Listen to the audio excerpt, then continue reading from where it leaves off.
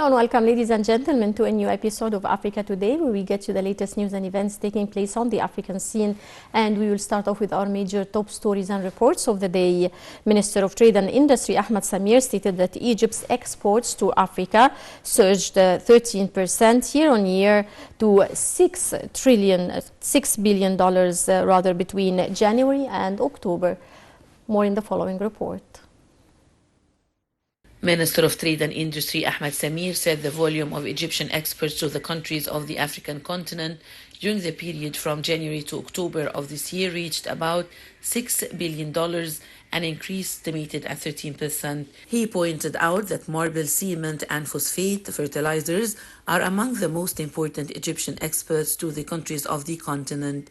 Regarding the COMESA group, he explained that Egypt is currently considered one of the most important economic powers and plays an important role in achieving more economic integration among the countries of the group. He added that Egypt accounts for the largest share of the volume of intra-trade with COMESA, as the volume of trade exchange between Egypt and the countries of the group reached its highest levels in 2022, reaching $4.3 billion.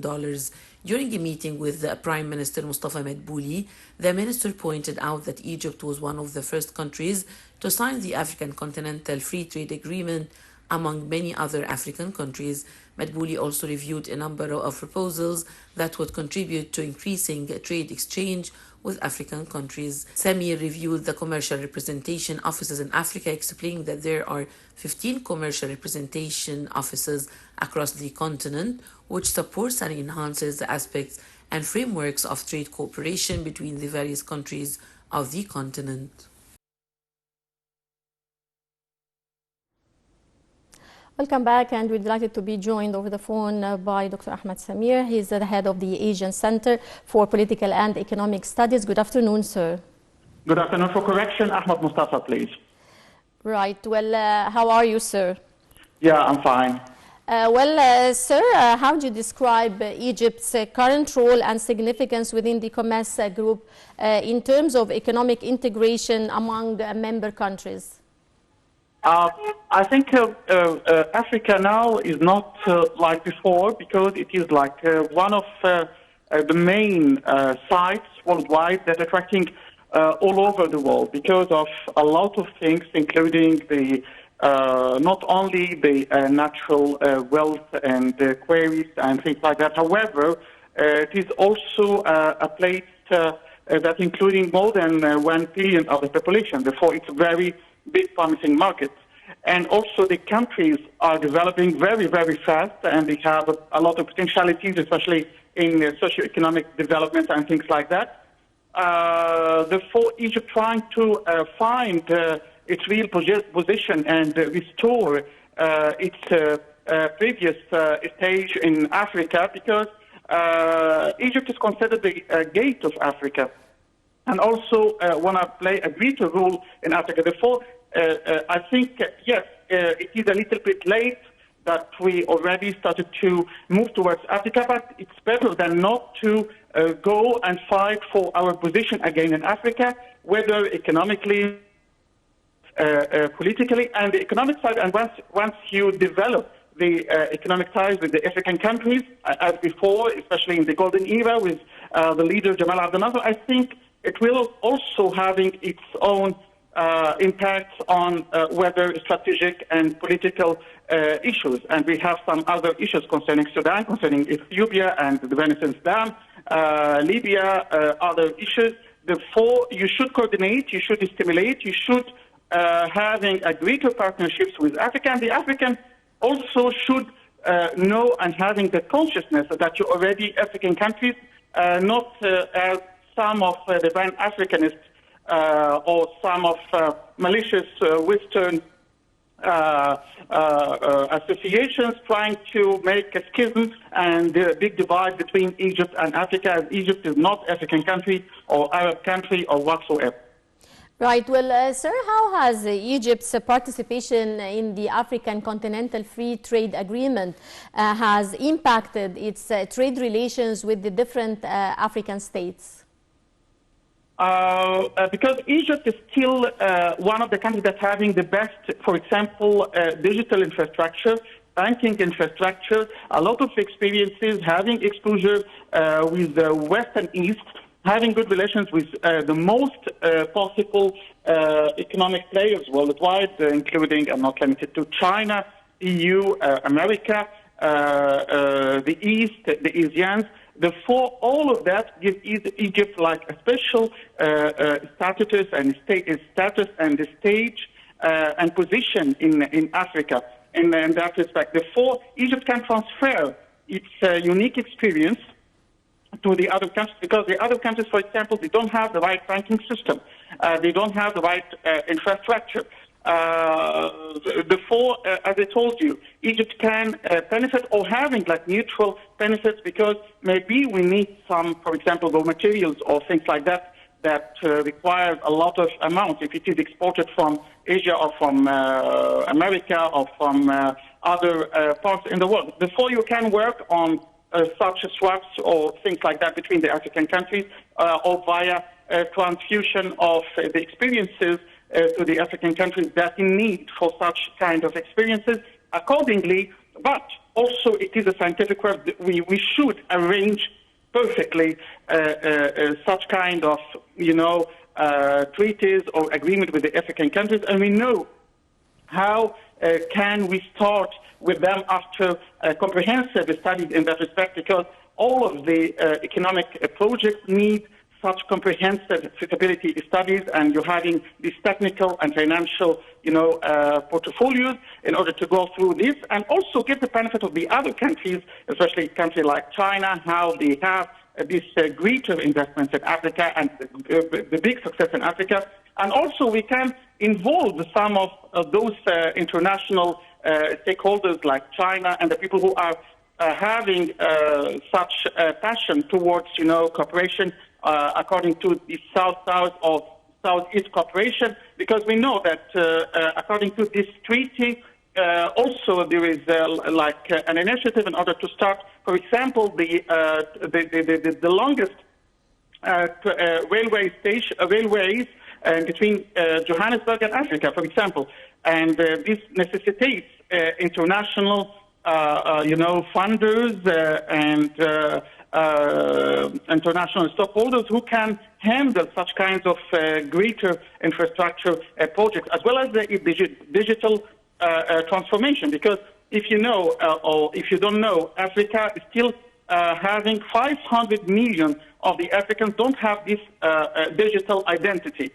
Therefore, you can participate in South Africa project. You can participate in elaborating with some of the countries that having the passion to work in Africa, like China, like Russia, like Iran, like Turkey, like of course EU, or just to carry out such infrastructure in those countries, and a lot of things in that respect. That was such examples. Right. Well, sir, how do you assess the African Continental Free Trade Agreement, and how do you see its impact on the trade and investment between different African states? What are the main challenges facing the implementation of this agreement? You have different kinds of challenges, including, first, of course, geographical challenges, because there are some differences in the geography between Egypt and the other countries. Also, the distance challenge. Also, the orientation of some countries, because some African countries may be not conforming with you in your orientation. I don't want to name some countries. Of course, the lack of media. I was in Africa before because I'm a member of Council for Developing Social Science Research in Africa, Codicia and Dakar, Senegal. And I found that despite all such studies that made by such centers, and this is one of the biggest, or maybe the first, socioeconomic think tank in Africa, no good cooperation is taking place between Egypt, for example, and Codicia from the other side. All of that needs just to we have to rebuild the bridges of trust the bridges of knowledge and information with the African countries. Also, and we have to look to the Africans as equal to you and giving them the right respect and the full trust. This is very important in this time thing. And you have, or you had, a great experience with them, especially during the golden era, once Egypt was the leader in Africa and the leader of the liberation movements. And if you go to, for example, testimony of even Nelson Mandela and Nkrumah and the other leaders, Patrice Lumumba, and the other important figures in Africa, all of them, they have a great gratitude towards Egypt because Egypt already helped and supported them in the liberation. Therefore, you can use also such issues in that respect and know how to implement, a good ties with Africa. And here we need more effort from the diplomatic channels and the Ministry of Foreign Affairs just to exert more efforts to pave the way again between Egypt from one side and African countries from the other side. Right. Well, I would like to thank you very much, Dr. Ahmed Mostafa, economic expert. Many thanks for your insight. And moving back to our special reports, while leading the Egyptian delegation at the meeting of the African Union High-Level Committee on Libya in the Congolese capital, Brazzaville, Deputy Foreign Minister for African Affairs underscored Egypt's unwavering stance towards the Libyan crisis. More in the following detail. The Deputy Foreign Minister for African Affairs, Ambassador Hamdi Louza, asserted Egypt's support for reconciliation between Libyan factions without any foreign interference, emphasizing that Libyans must have full ownership of their political process.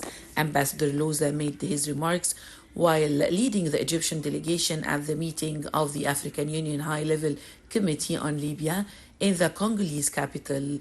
According to the foreign minister's statement, Louza underscored Egypt's unwavering stance towards the Libyan crisis, highlighting Cairo's significant keenness to help achieve national reconciliation in Libya. Furthermore, he retreated Egypt's firm position, advocating for the immediate withdrawal of all foreign forces, mercenaries, and fighters from Libya in compliance with relevant international resolutions. Louza also expressed Egypt's appreciation for the efforts of the Libyan House of Representatives, acknowledging its adherence to all necessary legal and constitutional frameworks in preparation for simulations, presidential and parliamentary elections in the country. Concluding, the meeting adopted a joint statement addressing support for the path of the Libyan national reconciliation. Last week, President Abdel Fattah el-Sisi and head of the Libya's Presidential Council, Mohammed el-Menfi, emphasized the urgency of expelling all foreign forces and mercenaries from Libya. During a meeting in Cairo, el-Sisi and el-Menfi stressed the importance of strengthening Libya's institutions so they can hold elections, meet the aspirations of Libyans, and preserve the country's resources. Welcome back. As the security and humanitarian situation in central Darfur continues to deteriorate, Medicine Sans Frontières warned that Zamzam camp in North Darfur is in a catastrophic situation. More in the following report. A medical charity said on Monday that 13 children are dying each day of severe malnutrition of the Zamzam camp in Sudan's northern Darfur as a consequence of the 10-month war in their country. Meanwhile, the head of the United Nations Refugee Agency warned that Europe may have to deal with a rise in the numbers of Sudanese refugees if a ceasefire agreement isn't signed soon between Sudan's warring sides and relief efforts aren't strengthened. One child is dying every 2 hours in the camp, according to Claire Nicolette, head of the emergency response in Sudan for Doctors Without Borders. MSF says that Zamzam, a camp of more than 300,000 people, was originally formed by people fleeing ethnically targeted violence in the region in 2003. However, the group said in a statement that since war broke out between Sudan's military and paramilitary forces in April 2023, camp residents have been cut off from vital humanitarian aid and medical care. MSF said that UN agencies and international aid organizations evacuated North Darfur after the war began in April and have maintained only a limited presence since then. MSF said that it would rapidly increase the scale of assistance at the camp to provide treatment for children in the most critical condition. However, the group said that the scale of the disaster requires a far greater response than MSF can provide alone. Welcome back, dear viewers, and that brings us to the end of this edition of Africa Today. Many thanks for watching, and stay tuned for more coming up here on Nile TV International.